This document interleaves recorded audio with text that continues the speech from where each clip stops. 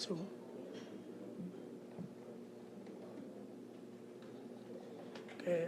good morning. I'm George Nader, President of Middle East Insight, and on behalf of our organization, I'd like to welcome you to our symposium. We are indeed very privileged to have our distinguished speaker, Ambassador Mouaffak al Allaf, head of the Syrian delegation to the peace talks. Ambassador Allaf has served in a distinguished career with the UN before in Geneva and in New York before he was chosen to head his country to the peace talks. We are also privileged to have such distinguished guests, and I would like to take just a moment to welcome some members of the diplomatic corps and other distinguished guests. In particular, I'd like to welcome Ambassador al of Syria. I'd like to welcome Ambassador Montgomery. I'd like to welcome Senator Percy. And also, I'd like to welcome a special friend, Martin Indyk, Executive Director of the Distinguished Institute for Washington Institute for Near East Studies. I'm also pleased to welcome so many of our special longtime friends, supports, and writers. As many of you know, we have been publishing Middle East Insight for 12 years now. Incidentally, I would like to tell you that in our upcoming issue, we will be highlighting an exclusive, comprehensive interview with President George Bush. For the last several years, we have been sponsoring a series of policy symposia with key people with special insight on important developments affecting the Middle East region. Ambassador al-Mouaffak is here to share his perspective with us today. After completing the third session of the peace talks in Washington.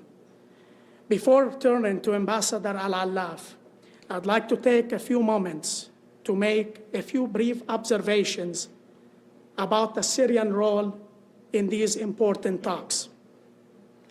There have been many initiatives to resolve the Arab-Israeli conflicts over the past 45 years. Some of them were stillborn, of course, while others seem to show a glimmer of hope before dying.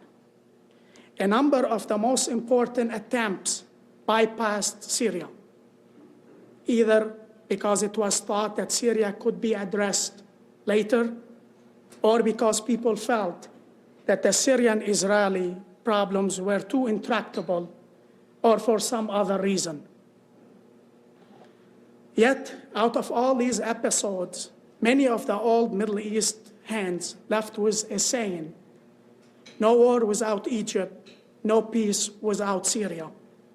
This comment reflects the central role that Syria plays in looking ahead to a regional, comprehensive peace. Both Arab governments and the United States have found the cost of proceeding without Syria to be too high. And the peace that results is, so to speak, too low. The countries of the region cannot achieve peace, no matter what concession they make, if Syria is excluded. It is not an exaggeration to say that if it were not for Syrian participation, this initiative will not be the historic opportunity that it is. In fact, without Syrian participation, it is unlikely that these peace talks will have been gotten off the ground at all. Given this critical role, it remains a central question in the mind of observers, policymakers, and students of the region. And the question is often asked, what really the Syrians are up to? There's a great deal of misunderstanding a great deal of suspicion, and there's a great deal to learn what is Syria's vision for peace in the region. We are indeed fortunate to have with us today Ambassador Mouaffak al Allaf to share his wisdom with us on Syria perspective, on the peace process. Please welcome Ambassador al Allaf.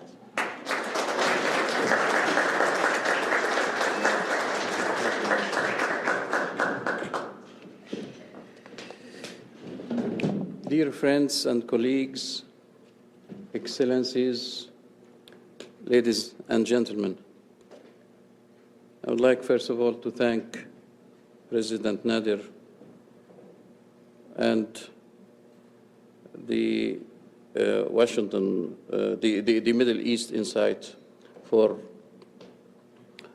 this opportunity. To me, this opportunity is a very important one, especially because it seems that Syria is the least known in this country among the parties to the Arab-Israeli conflict. And secondly, because here I am amongst distinguished, learned personalities in their various fields of activities,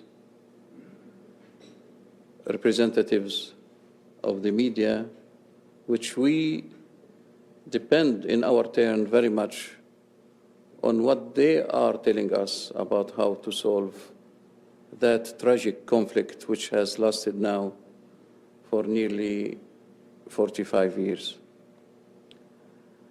Therefore, in my words today, I am not going to tell you something that you do not know. I shall not discuss here with you in detail what took place during the four rounds of peace negotiations since Madrid. You know that better than I do. But I am here just to try to share with you some thoughts in all sincerity about our hopes and expectations for a successful outcome of this peace process. It is for me very significant that we are meeting here today on the 6th of March, 1992, day for day since all this peace initiative started. As a matter of fact, it was the statement of President Bush in front of the Congress on the 6th of March, 1991, if I remember the date, exactly 1 year from today, when President Bush, coming out as a leader after the Gulf crisis, as a leader of allied nations who stood against aggression, who stood against occupation, and who refused to accept that in the 1990s a country can invade the territory of a neighbor and occupy that territory. The whole peace initiative came also at the outset of the new era, what you call and what we call the New World Order. That New World Order, as we have seen as we are still seeing in Eastern Europe, in Europe, everywhere, rejects the denial of the basic rights, human rights, political rights for people everywhere, especially the right to self-determination. Rejects the idea that conflicts can go on and on forever without a solution. Rejects that countries resort to force in settling their differences. And where else all these new principles, new and old, I should say, should be more implemented than in the Middle East, where the conflict has lasted for nearly half a century, where the last chapter of the occupation is now nearing a quarter of a century in duration. Therefore, I consider that our meeting today, exactly after 1 year of that very important date when President Bush launched his peace initiative, it is important that we ask ourselves, where are we now after 1 year of that date? Are we nearer to peace? Did we succeed in putting an end of this tragic conflict between Israel and its neighbors? Or the situation is the opposite of that? Danger is increasing, tension is increasing, and signs are that certain regimes or certain governments are even increasing their signs of insistence and persistence on the policies that they have followed for so long. After all this time, the situation and the roles have been switched between Israel and the Arabs. Israel used to say all the time that the reason why there is no peace between me and the Arabs is because the Arabs refuse to accept my existence, to recognize my existence, accept to sit and talk with me directly, face to face, about peace. Israel used to say the Arabs, they do not want peace. They have so many no's. No negotiation with Israel. No peace with Israel. Now, as I said, the roles have been switched, and we are facing now a series of Israeli no's, except of the Arab no's. The Palestinians themselves, since several years, accepted to recognize the existence of Israel and declared that they are ready to coexist with Israel. All the Arab countries accepted that what they want is, in fact, exactly to live side by side with Israel, which is not an enemy, not an occupier, but with Israel, which is a good neighbor.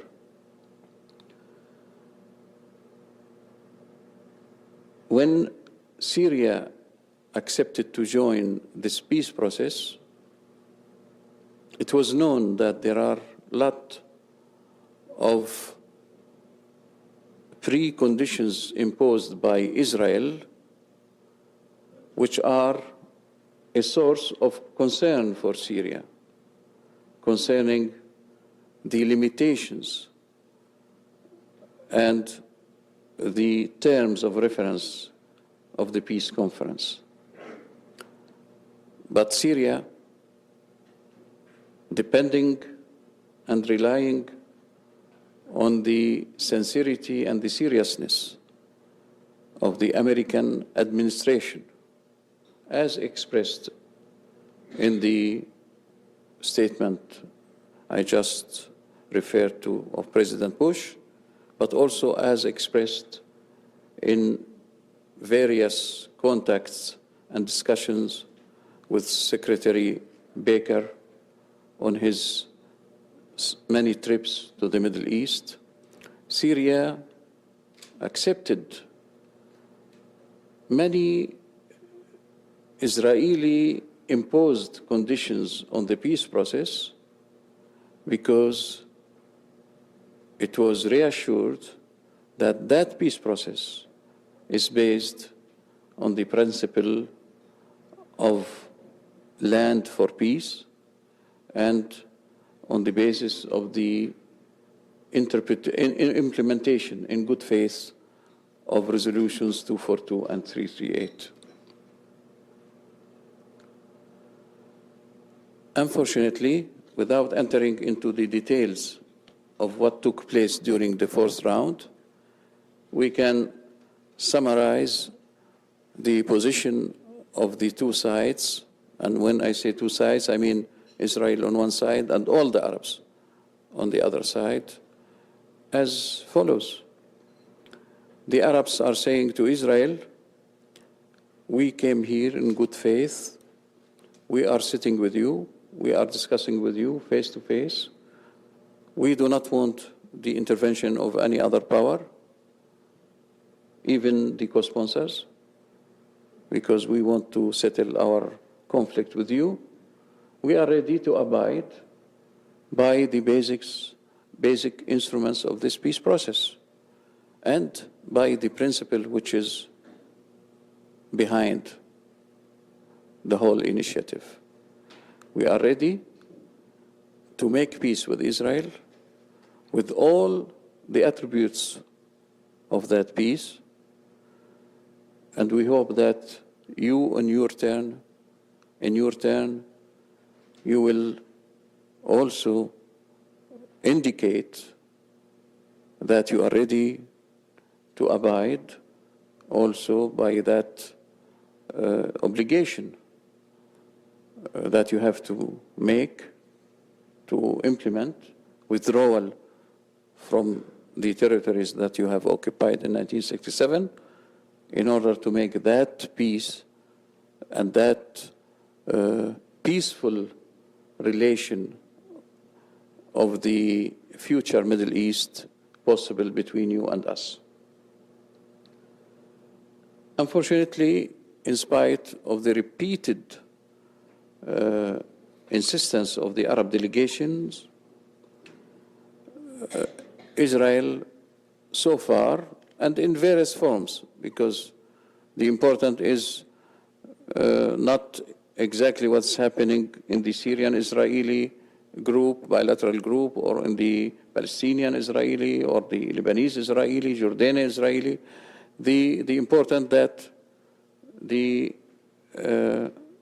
tactic followed by Israel in all these groups is to refuse any indication of commitment that in exchange of all these peaceful overtures by the Arab delegations, Israel in its turn is ready to implement in good faith the obligation to withdraw from the Arab territories. And I cannot but mention only one aspect. For instance, in the Syrian-Israeli rounds, which I repeatedly raised during the meetings, and which is important in my opinion, because the Israeli approach was that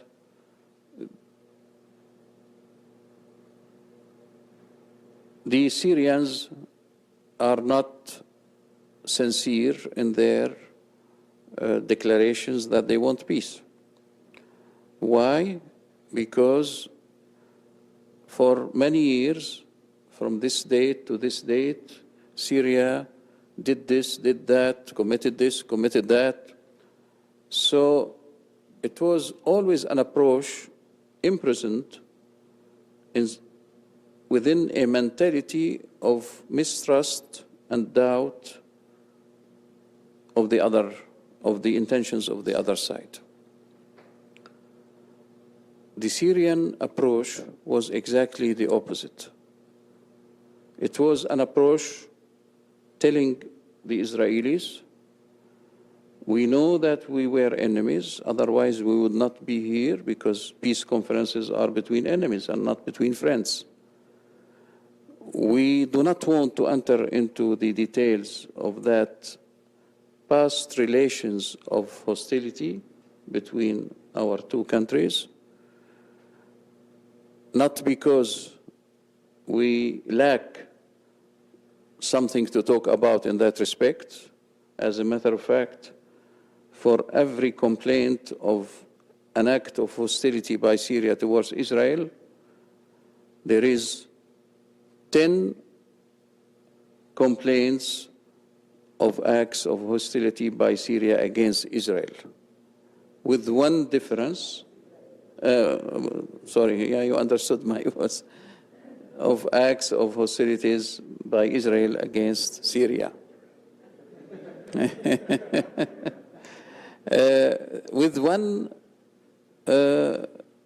single difference, that whatever we present as a complaint against previous attitude or even present attitude, aggressive or hostile attitude by Israel against Syria, is always supported by international documents, by declarations not from Syrian sources, but from people that cannot be accused of being pro-Syrians or pro-Arabs, and on most of the time by admissions by Israeli leaders themselves.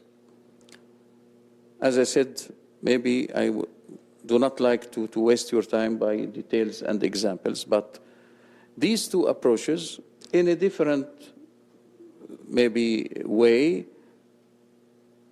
are repeated between Israel and the other Arab partners in this peace process. So the question is the following: are we here in a peace process? Did we come to this peace process with a mind to make peace? Or did we come here in order to explain why we are enemies, just to exchange accusations and prolong a situation which we are suffering from since 3 or 4 decades? Another difference in the approach between the Arabs and the Israelis is the following. The Israelis are very allergic to the concept of comprehensive peace. They do not want us to talk with them about the general settlement which will handle all aspects of the Arab-Israeli conflict. And they always ask us to confine ourselves to relations and to a settlement between Syria and Israel. The same thing is said to others. This question of the comprehensivity of peace is very important to us. And we told our Israeli counterparts that it is in their own interest not to seek a partial settlement or a partial peace. And we told them, you have tried that yourself. You made a settlement, you concluded peace with one Arab country. What was the result? Did you get peace? It was not possible with a partial settlement to have peace in the region. On the contrary, we have seen that while that settlement remedied your problems with one Arab country, it created even more tension in the region, because the Arab-Israeli conflict, which is originating from one source, which is the Palestinian problem, cannot be solved, that conflict, in a partial settlement. And here now we are happy that the peace process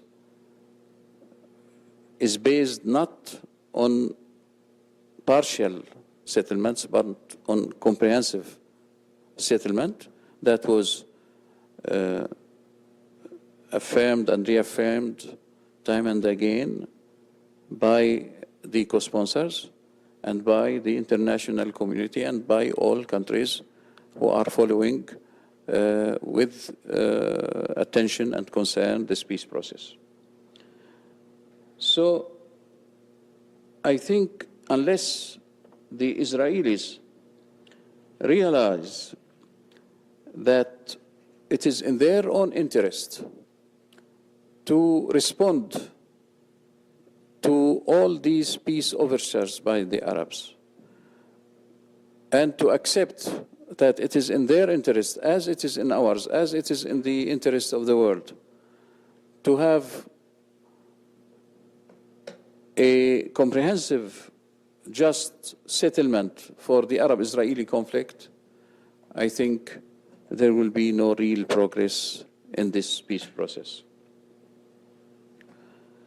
The last remark I would like to make is the question of whether the mere convening of rounds is useful in our peace efforts, or the important thing is to have fruitful meetings and fruitful rounds.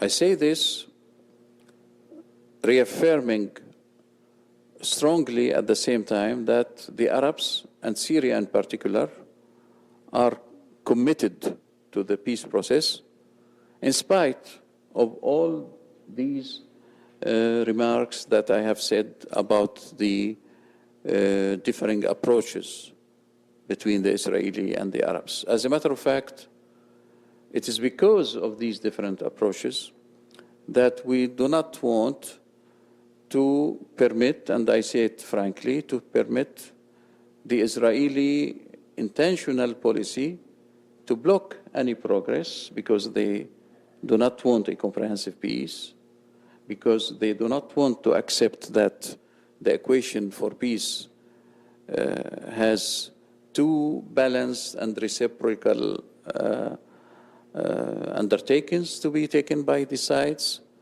namely the withdrawal of Israel from the Arab territories and the establishment of peace with all its attributes by the Arabs with Israel. It is because we do not want that intentional policy, unfortunately, of the present government of Israel. We shall be very patient, and we shall continue to try to meet with the Israelis at convenient times during next rounds in order to try to make peace.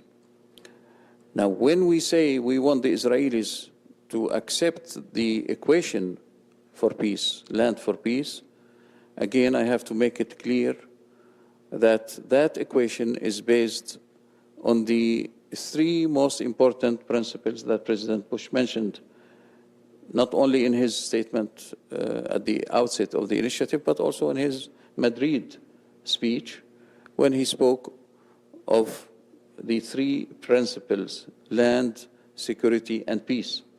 And he mentioned them in that order. I do not remember or in whatever order, but it is a logical order, because relinquishing the land Israel occupied in 1967 would permit discussion of how to ensure security for Israel, not based on geography and on territory, but based on acceptance and agreements and international guarantees, and the outcome would be peace. The Israelis, they respond with the principle, peace for peace. What does that mean to the Arabs? Peace is not only something necessary for one side. It is necessary for both sides.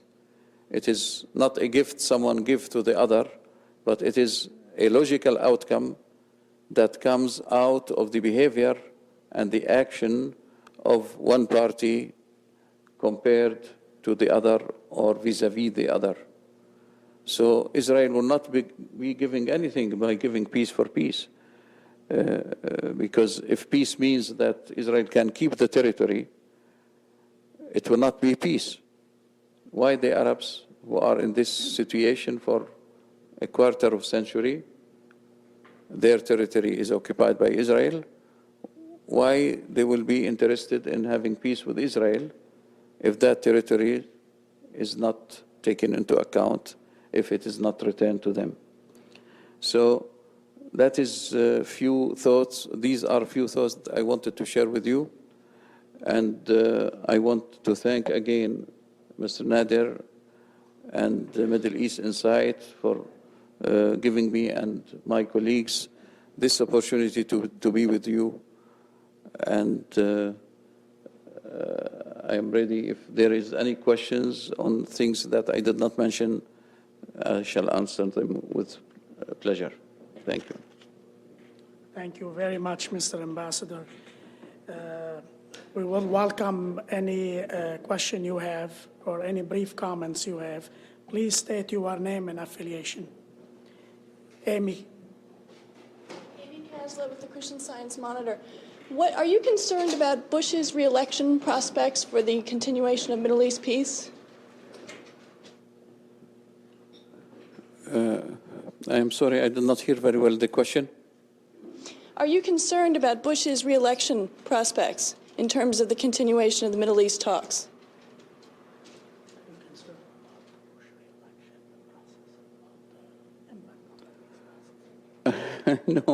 No, I am not concerned at all.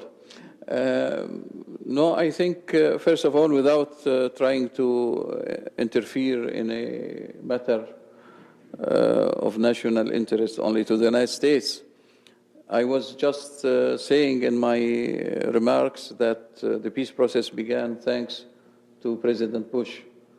So I think we shall accept whatever result the American people would decide to make. What we hope is that this peace process will continue, and I am sure that the president who has started it, if he is re-elected, will continue that and will ensure that at last peace will prevail in the Middle East. Senator. Chuck Percy, Ambassador. I'd like to just make a comment and then a question, or maybe two questions. First, when you said that peace was necessary for both sides, I think that is very realistic. It is essential. And in the kind of a world we're living in, it's the goal that has to be achieved by both sides, and there has to be compromise on both sides. First question is, I've not heard anything discussed about trade within the Mideast. And after all, that is the thing that we've worked on for 31 years to bring the source of 2 world wars and centuries of battle between European countries to an end. We haven't had a war there for 46 years between countries. And now the economic community is made into the European community. It embraces everything else. But trade is the thing that binds those countries together now. Do you see a possibility? Egypt has started. They've benefited by tourism. Is there a goal being set to establish that kind of natural benefit where both sides benefit from trade? Secondly, I've heard nothing really. Your remarks were marvelous today, but we haven't talked about Lebanon. And Syria is very important in Lebanon. They're there at the invitation of the previous government. Israel invaded and has been there for 10 years. And the last speech given on the floor of the Senate was mine condemning Israel for breaking their treaty with us and using our arms to invade the sovereignty of another country. Is it possible? Do you foresee ahead in the New World Order? Do you see the day when Israeli forces will withdraw and can do so with the feeling that their security will not be endangered? Then Syria could withdraw and Lebanon could be Lebanon once again. Thank you, Senator. Thank you very much, Senator Percy, for these questions. I think the first question about trade. The reason why there is no trade and no economic relations between Israel and the Arab world is because of the conflict and the occupation of Arab territory. And that's why I think it is necessary, in order to get to that point, when we shall have a Middle East, open Middle East, where countries can cooperate, it's necessary first to eliminate the reasons why that cooperation does not exist. And that was the philosophy or the logic that Syria felt is necessary to abide to concerning the multilateral talks. Syria believes very strongly that those talks are important and necessary.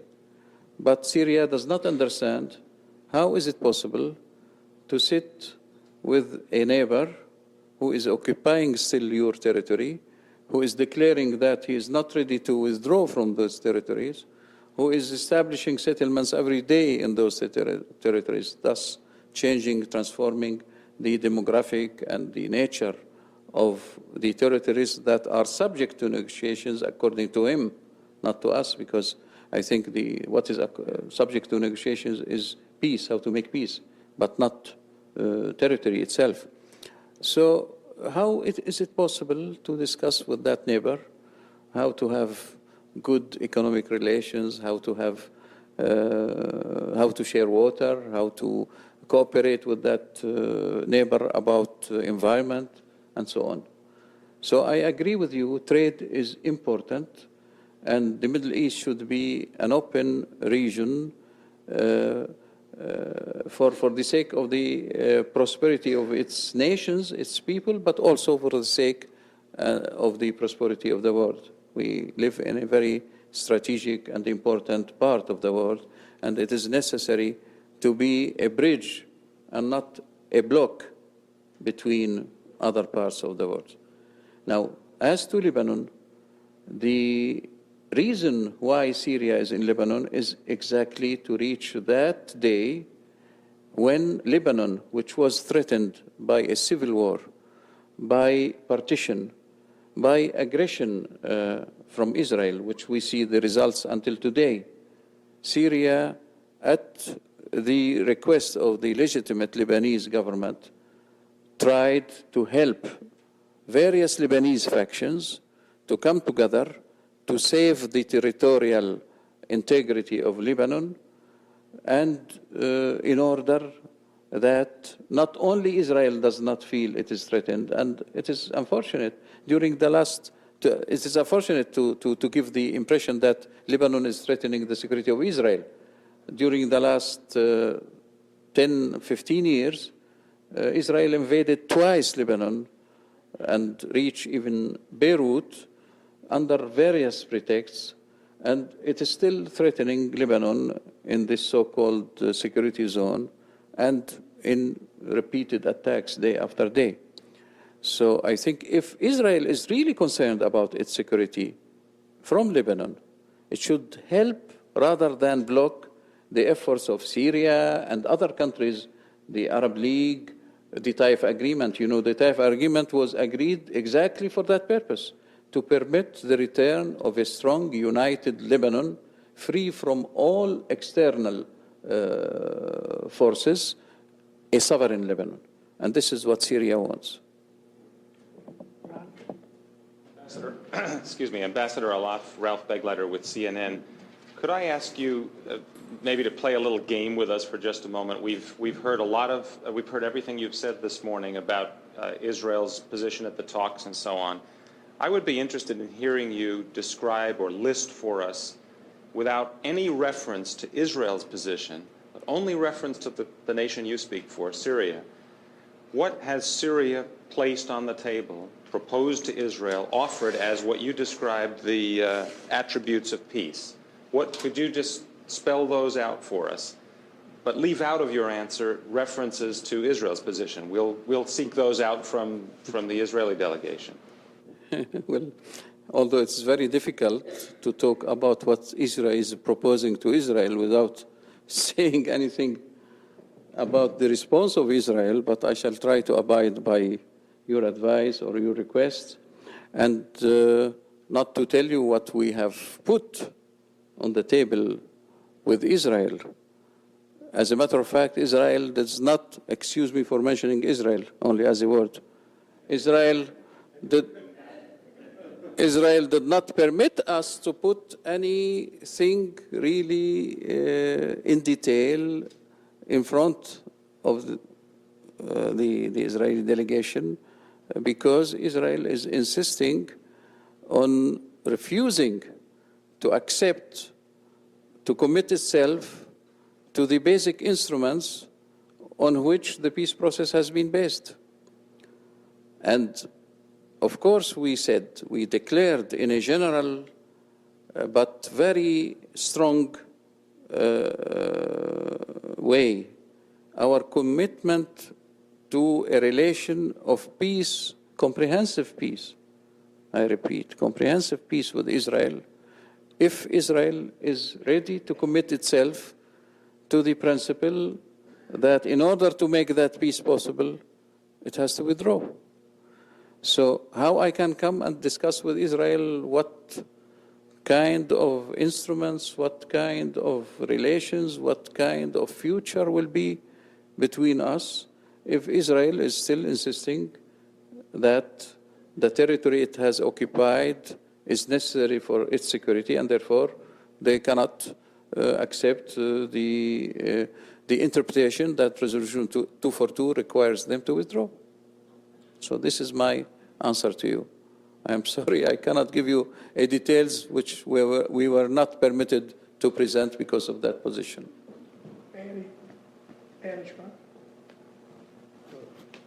Yeah, I just want to wait for the mic.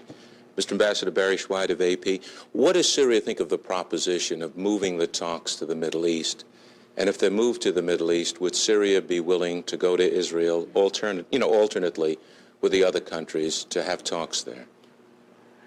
Well, the question of the venue that you are referring to, unfortunately, has been taken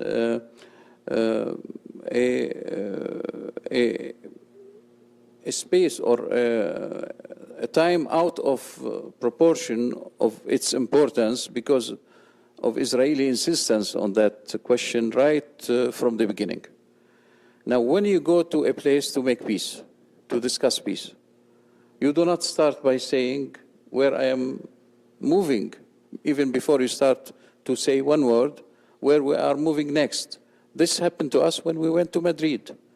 The first minute we set a foot in Madrid, we were told that Israel insists that we do not stay in Madrid, that we meet only for one meeting, and Madrid is not convenient to Israel, so we have to move elsewhere, to the Middle East.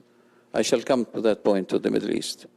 And then when, because of the disagreement, Washington, the government of Washington, the United States, suggested Washington as a venue, the Arabs accepted Washington, and the first moment we came to Washington, the first round we came to Washington, they insisted to put as a first item on our discussion where to move from Washington, and that we have to move to the Middle East.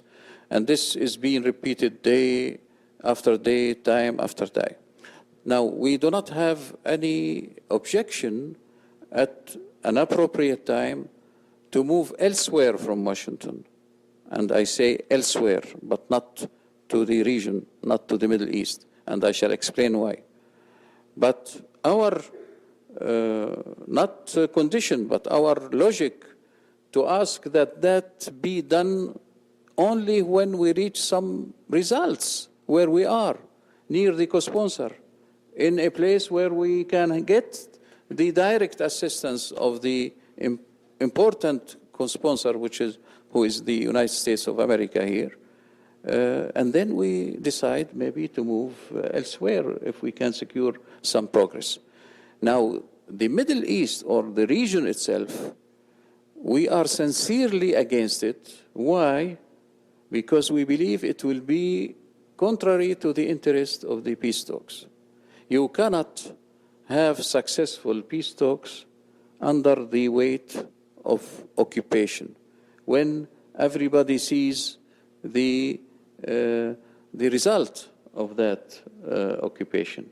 This is especially true for our Palestinian brothers. How do you expect them, living under occupation, to sit there with all the restrictions imposed on their people to talk freely with the Israelis? And I think moving to the area itself with the Israelis should be the expression of a progress, of agreement, of successful outcome of the peace talks. And then, if we are successful in having peace with Israel, reaching peace with Israel, maybe then the ceremony of that outcome, crowning of the peace process, would be there. So this is our attitude. Martin? Ambassador Allaf, Martin Italy from the Washington Institute for Near East Policy. I think that George Nader was correct in describing Syria's role in the peace process, and its historic decision to sit down in direct face-to-face negotiations with Israel was a very important catalyst in bringing these negotiations about. Similarly, I think it'd be true to say that Syria, because of its role and because of its history of implacable opposition to Israel in the past, can play a catalytic role in changing Israeli attitudes towards its neighbours, and that change in attitude is vital in terms of the kinds of things that you would like to see Israel do. You are on record, I think, in the last few days as suggesting that it would be a good idea to suspend the negotiations because you don't want to help Mr. Shamir get re-elected. And there are, of course, Israeli elections coming up. And it's in that context that I would argue that Syria can play a vital catalytic role. And that is in persuading the Israeli people that of Syrian benign intentions. And it's within that context that I would ask you three simple and direct questions. You probably know what they are. The first is Syria ready to end the conflict with Israel?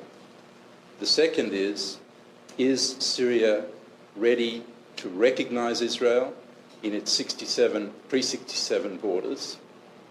And the third is Syria ready to sign a peace treaty with Israel? Thank you. Thank you, Mr. Hendrick.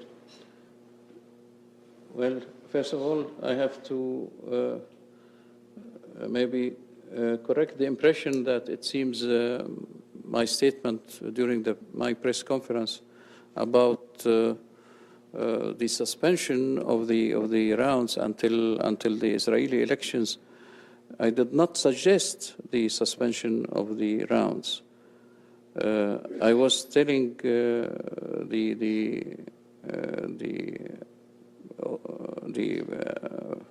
present representatives of the media that we are between two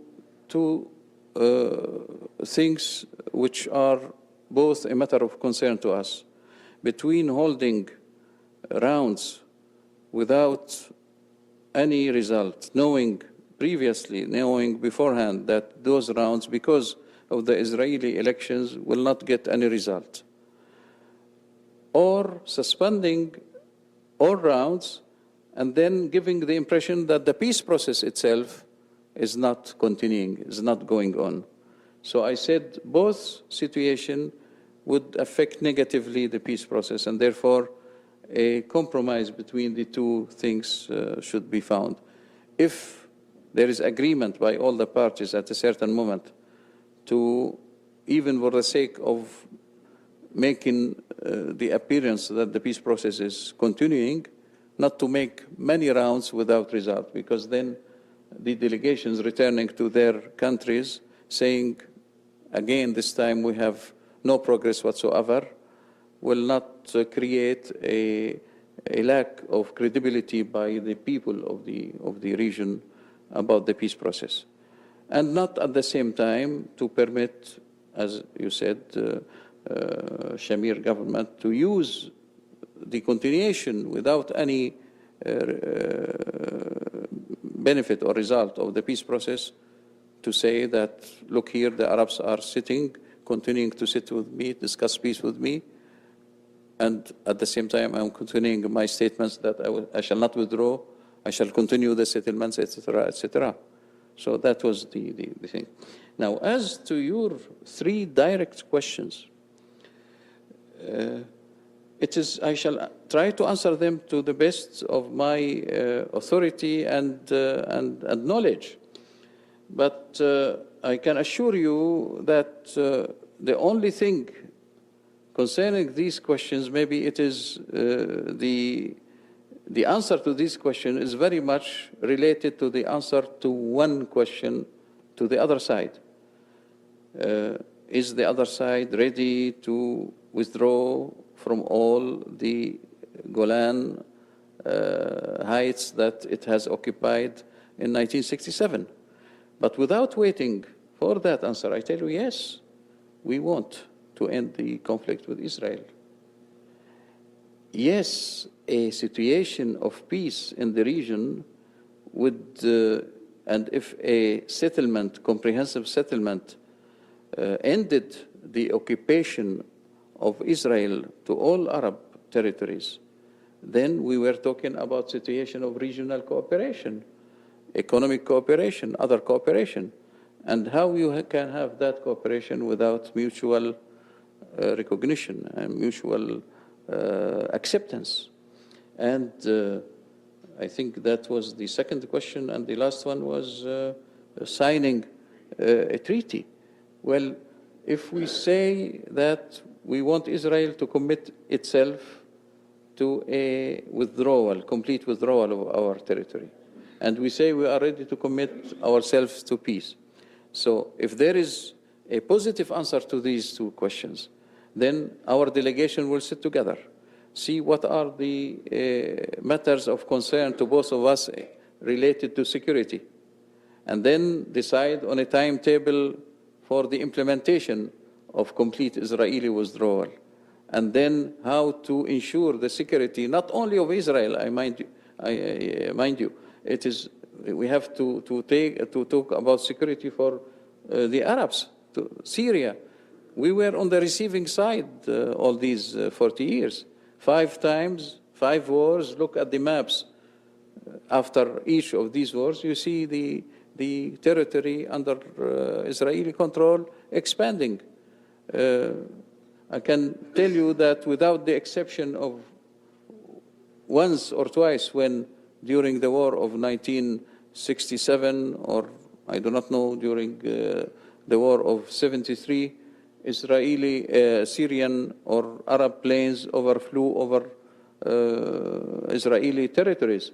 With that very few exceptions, one or twice, all the air battles, all the land battles were fought on Arab land, on Arab territory. So we are in need of security more than Israel. But we recognize that also Israel should have guarantees for its security in an equal way, with international guarantees, with USA guarantees, with Security Council guarantees.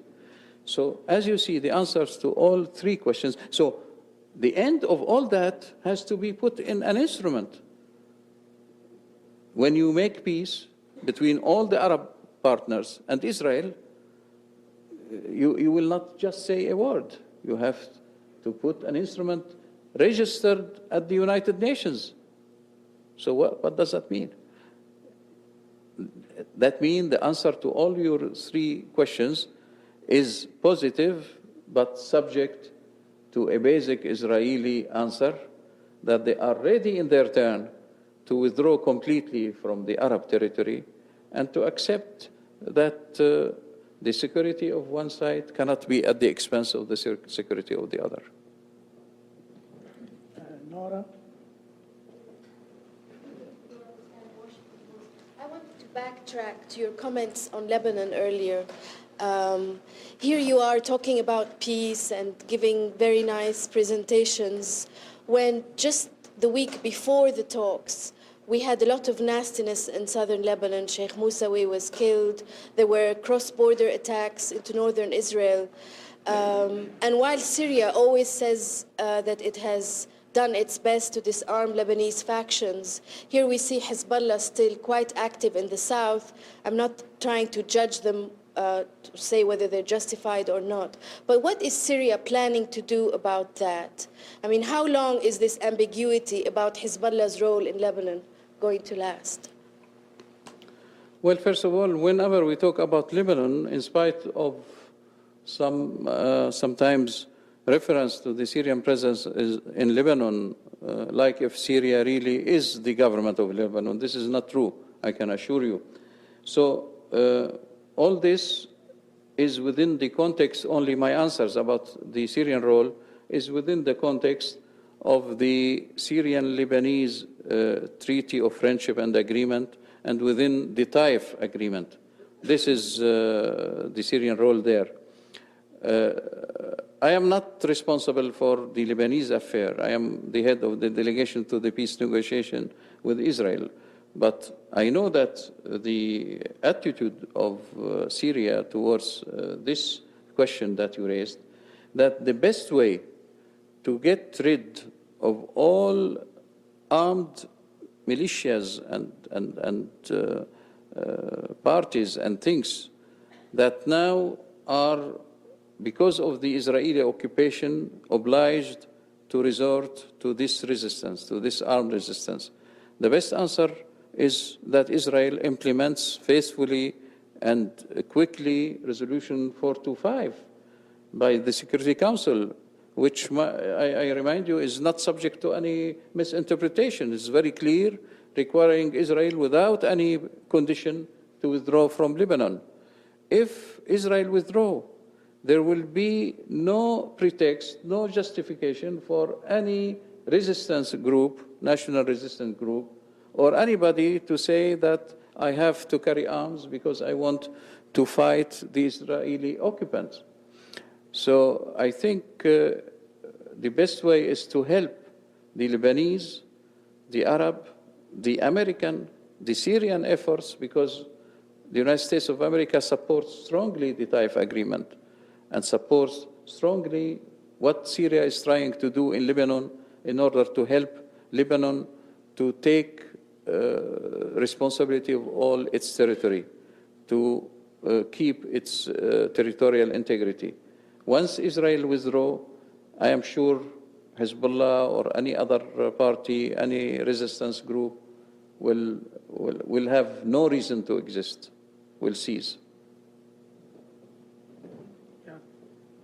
Yeah, from Wissel Trouw newspaper, Netherlands. I understand that so far in the negotiations, Syria has not been ready to exchange documents with the Israeli delegation. Why is that? Again, I'm sorry that the image of Syria, not only during the past decades, seems not a true image, and you know the reason why. But even what's happening inside the meeting is presented by our counterparts not in a very, let me say, correct way. We did not refuse any exchange of papers with the Israeli delegation. On the contrary, we received, for instance, during this round, a non-paper, they called it non-paper, containing certain assumptions that they described as representing the common views between ourselves and themselves.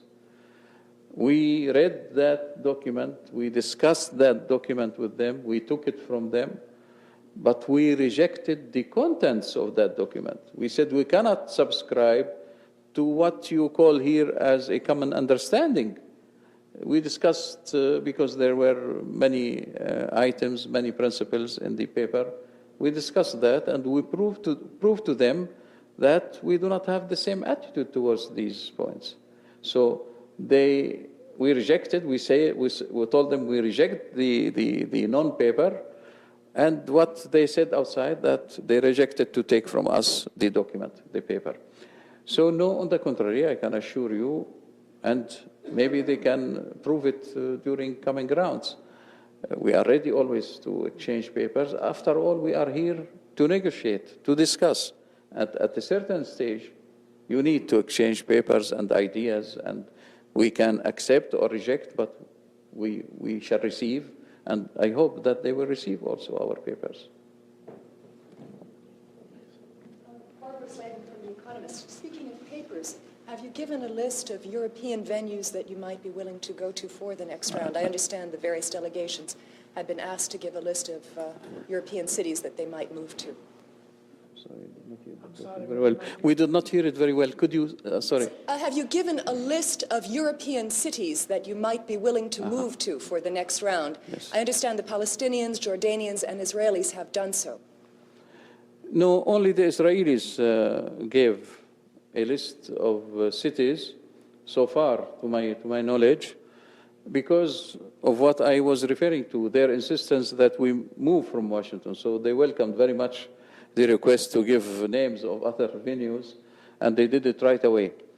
We are still discussing with the co-sponsor the question because of our attitude that we believe we should not move from Washington until we realize some progress.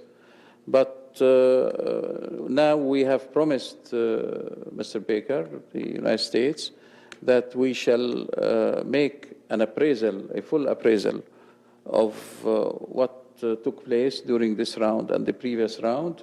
And our answer concerning that list would be giving after that appraisal, which we shall exchange with the United States and with the other co-sponsor our views about it. So we haven't presented that paper yet, but it is related now to the reappraisal that we shall make at the end of this round. Sorry, due to the tight schedule of His Excellency, we will already take one more question. Masoud Qabusi from Howard University. A question on the Iranian factor.